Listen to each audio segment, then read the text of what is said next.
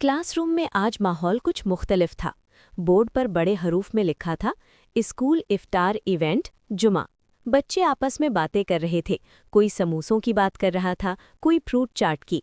किसी को बस ये फिक्र थी कि रोज़ा रख पाएंगे या नहीं। टीचर ने मुस्कुराकर कहा, इस बार इफ्तार इवेंट में हर क्लास अपनी तरफ से कुछ खास पेश करेगी। जैन की आंखें चमक उठीं। खास मतलब हम कुछ बड़ा कर सकते हैं?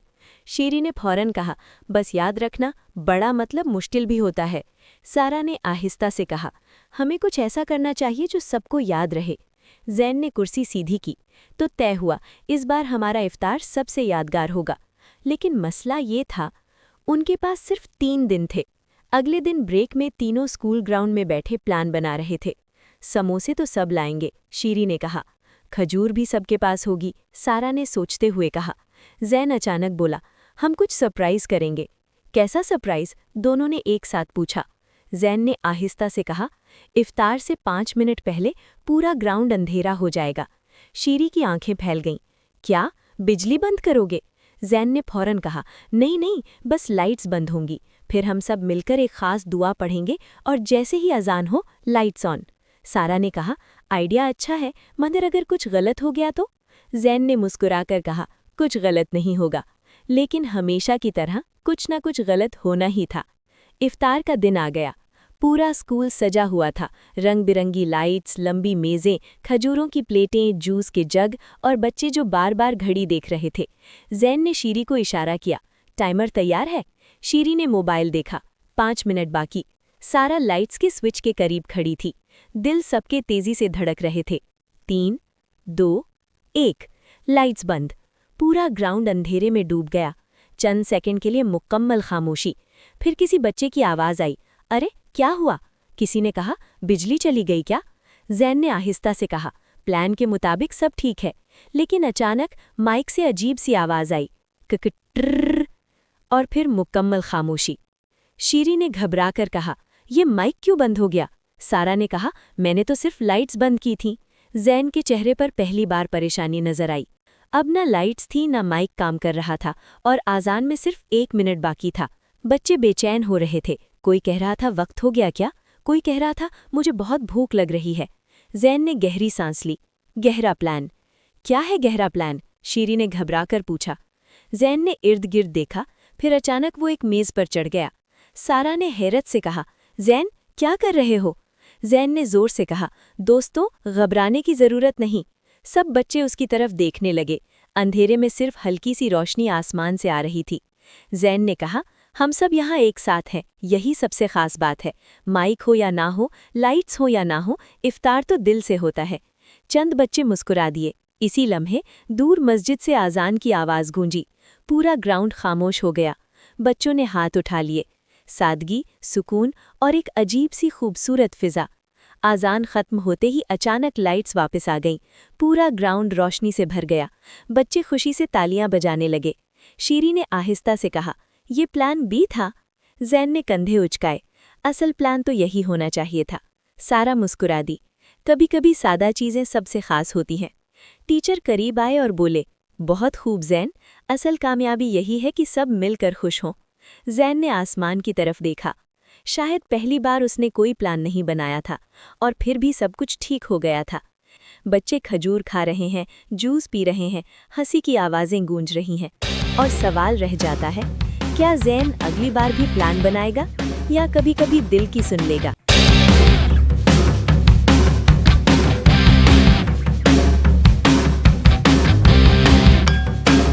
शाम से कुछ देर पहले गली में अजीब सी भागदौड़ हो रही थी।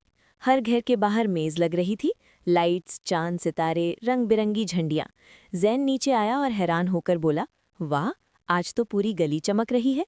शीरी ने कहा, अरे जैन, तुम भूल गए, आज हमारी गली में सब मिलकर इफ्तार करेंगे। सारा ने जोश से कहा, और इस बार सिर्फ खाना नहीं, एक चैलेंज भी है। जैन की आंखें चमक उठीं। कैसा चैलेंज? गली के बुजुर्ग अंकल ने सब बच्चों को बुलाया। उन्होंने कहा, आज जिस टीम की मेज़ पर सबसे ज़्यादा लोग आकर बैठेंगे और जहां सबको सबसे ज़्यादा मज़ा आएगा, वो टीम जीतेगी। शीरी ने सर खुजाया, मतलब हमें लोगों को खुश करना है? अंकल हंसे, बिल्कुल, सिर्फ सजावट नहीं, खुशी बांटनी है। अब बात दिलचस्प हो गई थी। जैन ने आहिस्ता से कहा। तो फिर हमें कुछ अलग करना होगा। तीनों दोस्त बैठकर प्लान बनाते हैं। साफ सफ़ेद कपड़ा, हाथ से बना बैनर, दोस्ती इफ्तार टीम, छोटे कार्ड जिन पर लिखा हो पहले दुआ फिर खाना। फिर जैन में कहा, हम एक और काम करेंगे। सारा, क्या? जैन, हम सिर्फ अपनी मेज़ नहीं सजाएंगे, हम पूरी गली के बच्चों के लिए एक छोटा सा इफ्तार गेम कॉर्नर बनाएंगे। शीरी चौंका, इफ्तार गेम कॉर्नर? जैन मुस्कुराया, अजान से पहले हम सबको हंसा कर रख देंगे। सब तैयारी में लग गए। जैन और शीरी गेम कॉर्नर के लिए एक छोटा सा पहिया यानी स्पिन व्हील बना रहे थे।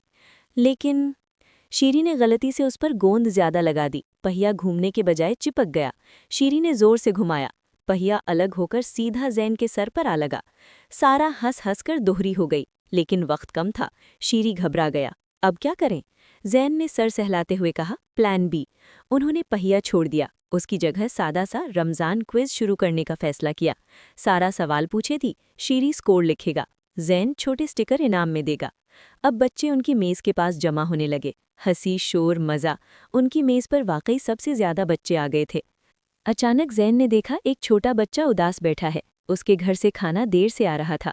जैन ने फौरन अपनी प्लेट से कुछ समोसे उसकी प्लेट में रख दिए और बोला, इफ्तार अकेले नहीं करते। ये देखकर बाकी बच्चे भी शेयर करने लगे।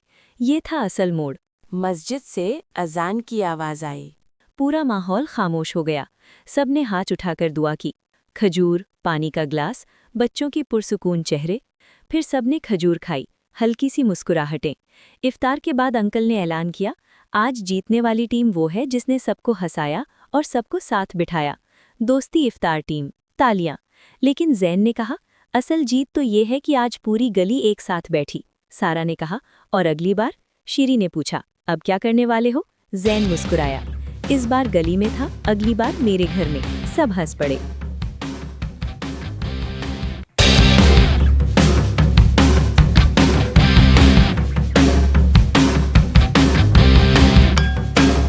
इफ्तार में सिर्फ 30 मिनट बाकी थे और जैन के घर के सहन में मेहमानों की तादाद बढ़ती ही जा रही थी। जैन ने एक नज़र लिस्ट पर डाली, फिर सहन की तरफ देखा। लिस्ट में सिर्फ 10 फैमिलीज थीं, लेकिन आते आते मेहमान तकरीबन दुगने हो चुके थे। सुबह से सब तैयारी में लगे हुए थे। अम्मी ने बड़ी मेहनत से समोसे, रोल, फ्रूट चाट और दही बड़े तैयार किए थे। हर मेहमान के लिए 2 समोसे रखने का खास इंतज़ाम था। शीरी ने प्लेटें गिन गिन कर तरतीब दी थीं और सारा ने सजावट मुकम्मल की थी। सब कुछ हिसाब से था और बिल्कुल ठीक था। लेकिन अब हिसाब बदल चुका था। शीरी ने आहिस्ता से समोसे दोबारा गिने और जैन के करीब आकर कहा कि अगर हर प्लेट में 2 समोसे रखे गए तो आधे लोगों तक समोसे पहुंच ही नहीं पाएंगे। अम्मी के चेहरे पर भी हल्की सी फिक्र नजर आने लगी। इतने मेहमानों को बुलाने के बाद अगर किसी को कमी महसूस हो जाए तो दिल को बुरा लगता है। कुछ लम्हों के लिए माहौल में खामोशी छा गई। जैन ने गहरी सांस ली और फौरन फैसला किया कि पहले मरहले में सबको बराबर हिस्सा मिलना ज़रूरी है। उसने तजवीज़ दी कि अभी के लिए हर प्लेट में 2 की बजाय 1 समोसा रखा जाए ताकि किसी को भी खाली हाथ ना रहना पड़े। सारा और शीरी फौरन काम में लग गए। प्लेटों की तरतीब बदली गई, बच्चों और बड़ों की कतारें मुनज़्ज़म की गईं और सबने मिलकर जल्दी जल्दी नई तरतीब बना दी। लेकिन जैन के जहन में एक और ख्याल भी चल रहा था। उसे याद आया कि उसने कुछ रकम अपनी ईदी और बचत में से संभाल कर रखी हुई है। वो खामोशी से घर के अंदर गया, फिर किसी को बताए बगैर बाहर निकल गया। किसी ने खास तवज्जो नहीं दी क्योंकि सब तैयारी में मसरूफ़ थे। वक्त तेज़ी से गुजर रहा था। इफ्तार में सिर्फ 15 मिनट बाकी थे। सारा ने अचानक इर्द गिर्द देखा और महसूस किया कि जहन कहीं नज़र नहीं आ रहा। शीरी ने भी तलाश किया लेकिन वो मौजूद नहीं था। अम्मी को भी थोड़ी सी तशवीश हुई, मगर मेहमान आ चुके थे और इंतज़ाम संभालना ज़रूरी था। दरवाजे के बाहर से कदमों की तेज़ आवाज़ आई। सबने मुड़कर देखा। जैन 2 बड़े शॉपिंग बैग उठाए अंदर दाखिल हो रहा था। उसके चेहरे पर थकन भी थी और खुशी भी। बैग खोले गए तो अंदर से ताज़ा गर्म पकौड़ों की खुशबू फैल गई। सब हैरान रह गए। जैन ने मुस्कुराते हुए बताया कि उसने अपनी बचत से बाजार से पकौड़े खरीदे हैं ताकि हर प्लेट में जो 1 समोसा रखा गया है उसके साथ मुनासिब मिक़दार में इजाफी चीज़ शामिल की जा सके और किसी को ये महसूस ना हो कि इंतज़ाम कम है। अम्मी की आंखों में नमी आ गई, लेकिन वो मुस्कुरा रही थीं।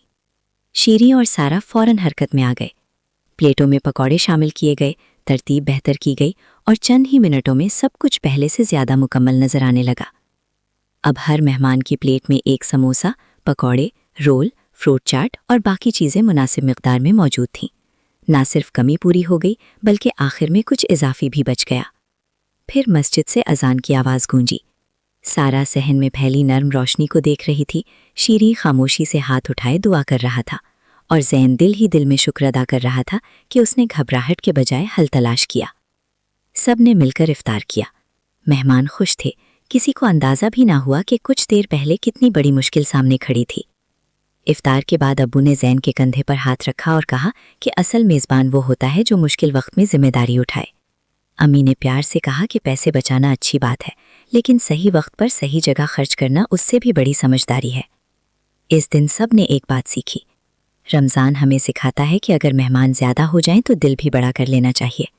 मसला आए तो शिकायत नहीं, हल सोचना चाहिए, और जब नीयत साफ हो तो बरकत खुद रास्ता बना लेती है।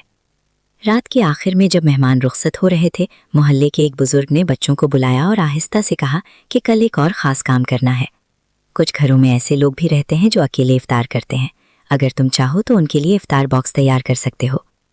ज़ैन, सारा और शीरी ने एक दूसरे की तरफ देखा। नई मुहिम शुरू होने वाली थी, लेकिन उन्हें अभी तक ये नहीं मालूम था कि कल जब वो इफ्तार बॉक्स लेकर निकलेंगे तो एक ऐसे दरवाजे पर पहुंचेंगे जो उनकी सोच से भी ज़्यादा बड़ा राज अपने अंदर छुपाए बैठा होगा।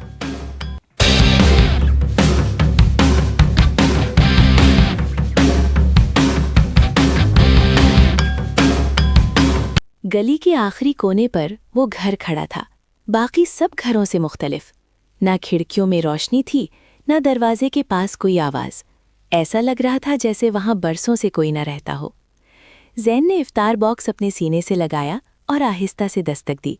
सारा और शहरी उसके पीछे खड़े थे। तीनों के चेहरों पर हल्की सी घबराहट थी, लेकिन आंखों में हिम्मत भी थी। चंद लम्हे मुकम्मल खामोशी रही, फिर अंदर कहीं से हल्की सी रोशनी जली और दरवाजे के पीछे किसी चीज़ के हरकत करने की आवाज़ आई।